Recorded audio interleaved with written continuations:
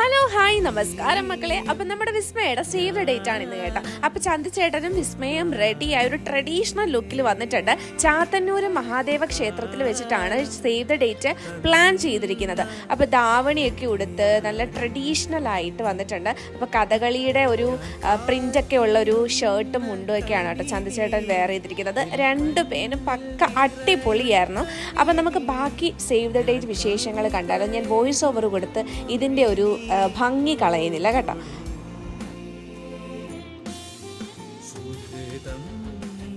സുഖവും സകലം അഖിലം